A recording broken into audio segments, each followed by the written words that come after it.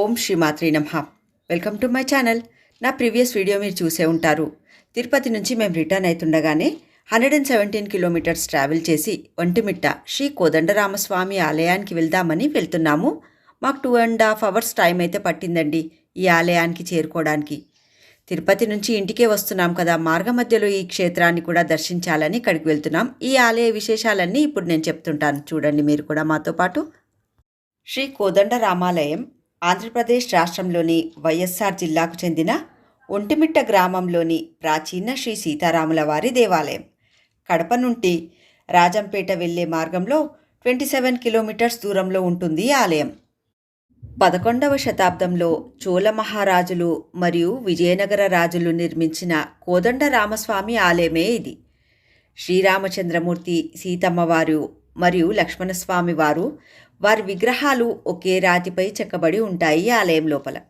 జాంబవంతుడు స్వయంగా శ్రీ సీతారామ లక్ష్మణ స్వామివారి విగ్రహాలను ఇక్కడ ప్రతిష్ఠించారు అని అంటారు. ఒంటిమిట్టల్లోని కోదండరామస్వామి వారి ఆలయానికైతే వచ్చేసాము. ఈ కొద్దిపాటి మెట్లు ఎక్కి లోపలికైతే వెళ్ళాలి. ఆలయం లోపలికి చూస్తున్నారు కదా, ఎదురుగా కనిపిస్తున్న గోపురం ఇదే మెయిన్ ఎంట్రన్స్. చుట్టూ 3 గోపురాలు ఉంటాయి ఈ ఆలయానికి. మరికొందరు రామచంద్రమూర్తి, సీతమ్మవారు మరియు లక్ష్మణ స్వామివారి విగ్రహాలను ఒకే రాయితో చెక్కబడినందుకు, అంటే ఒకే రాయి పైన ఏకశిలతో చెక్కినందుకు కూడా ఈ గ్రామానికి ఏకశిలానగరం అని పేరు వచ్చిందని కూడా అంటారు. ఈ గ్రామం ఒక చిన్న కొండ పక్కన ఉన్న ఎత్తైన ప్రదేశంలో ఉంటుంది ఈ ఆలయం. ఈ కోదండరామాలయానికి 3 గోపుర ద్వారాలున్నాయి. విశాలమైన ఆవరణలో ఆలయ ముఖద్వారం ఎత్తు సుమారు 160 అడుగులు ఉంటుంది. 22 శిలాస్తంభాలతో రంగమండపం నిర్మించబడి ఉంది. గోపురాలు చోళ పద్ధతిలో నిర్మించబడి ఉన్నాయి. అలాగే రంగమండపం విజయనగర శిల్పాలను పోలి ఉన్నాయి. ఈ గోపురద్వారం లోపలి వైపున చెక్కబడిన ఈ కర్వింగ్ చూడండి. ఒకవైపు చూస్తే ఏనుగు, మరోవైపు చూస్తే ఎద్దు కనిపిస్తోంది. చోళ విజయనగర వాస్తుశైలిలో కనిపించే ఈ ఆలయ స్తంభాలపైన రామాయణ, భాగవత కథలను చూడవచ్చు. గుడికి ఎదురుగా సంజీవరాయ దేవాలయం ఉంది. ఈ దేవాలయం పక్కనే రథశాల మరియు రథము ఉన్నాయి.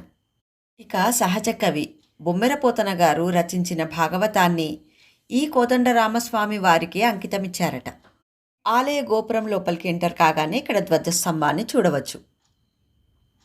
ప్రతి సంవత్సరం చైత్ర శుద్ధ నవమి నుండి బహుళ మిథియ దాకా బ్రహ్మోత్సవాలు జరుగుతాయి ఆలయంలో. చతుర్దశి నాడు కళ్యాణం, పౌర్ణమి నాడు రథోత్సవం ఉంటాయి. నవమి నాడు పోతనగారి జయంతిని నిర్వహిస్తారు ఈ ఆలయంలో. కవి పండితులను సత్కరిస్తారు. 2002 బ్రహ్మోత్సవాల సందర్భంగా ఆలయ సమీపంలో మహాకవి పోతనగారి విగ్రహాన్ని ఆవిష్కరించారు. ఈ ఆలయంలో మరమ్మతులు జరుగుతున్న కారణంగా శ్రీ సీతారామ లక్ష్మణుల స్వామివారిని ఇక్కడ పక్కనే ఉంచారు. ఈ ఆవరణలోనే అక్కడే స్వామిని దర్శించుకున్నాము. మీరు కూడా మాతో పాటు స్వామిని దర్శించుకుందరు రండి. స్వామి అంటారు. త్రేతాయుగంలో జామవంతుల వారి యొక్క ప్రతిష్ఠ దేవాలయం అండి. సీతాదేవి రాముల వారు అరణ్యవాసానికి పోకముందే, రావణాసుడు సీతాదేవిని తీసుకెళ్ళక ముందే ప్రతిష్ఠ. అప్పటిగా హనుమంతుల వారి పరిచయం కలదు కాబట్టి మెయిన్ గర్భాలయం లోపల హనుమంతుల వారు ఇక్కడ ఉండరండి. రామ, లక్ష్మణ, సీతాదేవి మాత్రమే ఇక్కడ ఉంటారు. మండపాలు, గుడి, గోపురాలు కట్టి 1000 సంవత్సరాలైంది. విగ్రహాలు మాత్రం రామావతారం నుంచి ఉన్నాయండి. మెయిన్ గర్భాలయం అంతా కన్స్ట్రక్షన్ లో ఉంది. అందువల్ల నమూనగా మార్చి 10వ తారీఖు వరకు ఇక్కడ ఉత్సవం దర్శనం అండి. గర్భగుడిలో రాతి విగ్రహాలు ఉంటాయి. 6 ఫీట్ పెద్ద విగ్రహాలుగా ఉంటాయండి. నమూనగా చెక్క విగ్రహాలు స్వామివారి కళ్యాణ ఉత్సవం అవుతుంది. జై శ్రీరామ్. జై శ్రీరామ్. చంద్రుని వెలుగులో స్వామివారి బ్రహ్మోత్సవాలను ఇక్కడ నిర్వహించడం ఈ ఆలయం మరో ప్రత్యేకత. దీని వెనుక ఒక పురాణ గాథ ఉందండి. క్షీరసాగర మదనం తర్వాత మహాలక్ష్మీదేవి అమ్మవారిని నారాయణుడు తన సతీమణిగా స్వీకరించాడు. పగలు జరిగే స్వామివారి వివాహాన్ని తాను చూడలేకపోతున్నానని ఆమె సోదరుడు చంద్రుడు స్వామివారికి విన్నవించుకోగా, ఒంటిమిట్టలో వెన్నెల వెలుగులో తన కళ్యాణాన్ని వీక్షించవచ్చని శ్రీమన్నారాయణుడు చంద్రుడికి వరమిచ్చాడు. దాని ప్రకారమే రాత్రిళ్ళు ఇక్కడ స్వామివారి బ్రహ్మోత్సవాలను నిర్వహిస్తారు. ప్రతి ఏటా శ్రీరామనవమి ఉత్సవాలు 9 రోజుల పాటు ఘనంగా నిర్వహిస్తారు ఈ ఆలయంలో. ప్రశాంత వాతావరణానికి నిలువైన ఈ ఆలయంలో పర్యాటక శాఖ వారు ఏర్పాటు చేసిన విద్యుత్ దీపాలతో దగదగా మెరిసిపోతూ భక్తులకు ఎంతో కన్నుల విందుగా ఉంటుంది ఈ ఆలయంలో. ఒంటిమిట్ట రామాలయం సందర్శకులను ఆకర్షించే అంశాల్లో ఇమాం బేగ్ బావి ఒకటి. ఇమాం బేగ్ 1640 సంవత్సరంలో కడపను పరిపాలించిన అబ్దుల్ నబీ ఖాన్ ప్రతినిధి.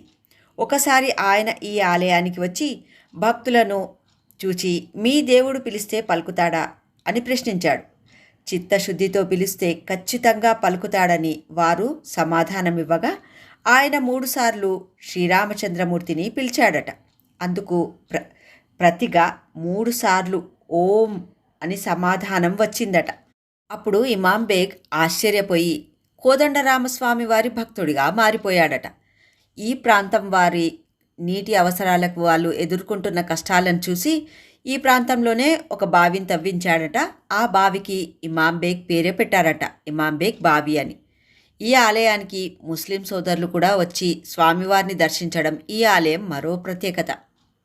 రామలక్ష్మణులు చిన్నపిల్లలుగా ఉన్నప్పుడు విశ్వామిత్రుడు వారిని తమ యాగరక్షణకు తీసుకువెళ్లారని తెలిసిందే మనకు. కానీ సీతారామ కళ్యాణం జరిగాక కూడా అలాంటి సందర్భమే ఒకటి ఏర్పడింది. అప్పుడు మృకుండు మహర్షి, శృంగి మహర్షి రాముని ప్రార్థించడంతో దుష్ట శిక్షణ కోసం ఆ స్వామి సీతాలక్ష్మణ సమేతుడై అంబుల పొది, పిడిబాకు కోదండం పట్టుకొని ఈ ప్రాంతానికి వచ్చి యాగరక్షణ చేశారని పురాణం చెబుతోంది. అందుకు ప్రతిగా ఆ మహర్షులు సీతారామ లక్ష్మణుల విగ్రహాలను ఏకశిలగా చెక్కారని, తర్వాత జాంబవంతుడు ఆ విగ్రహాలను ప్రాణప్రతిష్ఠ చేశారని ఇక్కడ ప్రజలు విశ్వసిస్తారు. ఈ దేవాలయంలో శ్రీ సీతారామ తీర్థం ఉంది. సీతామాత కోరికపై శ్రీరామచంద్రమూర్తి బాణంతో పాతాళంలో నుంచి గంగను పైకి తెచ్చారని అంటారు. ఒంటిమిట్టులో ఉన్న కోదండరామస్వామివారి ఆలయానికి దక్షిణ అయోధ్య అనే పేరు కూడా ఉంది. ఈ ఆలయ ప్రాంగణంలోనే శివాలయం ఉంటుంది. అలాగే నిత్యాన్నదాన ప్రసాదాన్ని కూడా భక్తులు స్వీకరిస్తారు. ఇక మేము ఇక్కడ నుంచి 500 కిలోమీటర్స్ ట్రావెల్ చేసి హైదరాబాద్కి వెళ్తున్నాము. మాకు 9.5 అవర్స్ అయితే పడుతుందండి. మీకు ఈ టూర్ రిలేటెడ్ ఏమైనా డౌట్స్ ఉంటే కామెంట్ సెక్షన్లో అడగొచ్చు మీరు. నేను డెఫినెట్గా రిప్లై ఇస్తాను. నా మిగతా వీడియోస్ కూడా మీరందరు తప్పక చూస్తారని ఆశిస్తున్నాను. నా ఛానల్ సబ్స్క్రైబ్ చేయండి. ఈ వీడియో చూస్తున్న మీ అందరిపై ఆ సీతారామచంద్రమూర్తి ఆశీర్వాదం ఎల్లప్పుడూ ఉండాలని మనస్ఫూర్తిగా కోరుకుంటున్నాను. Thanks for watching.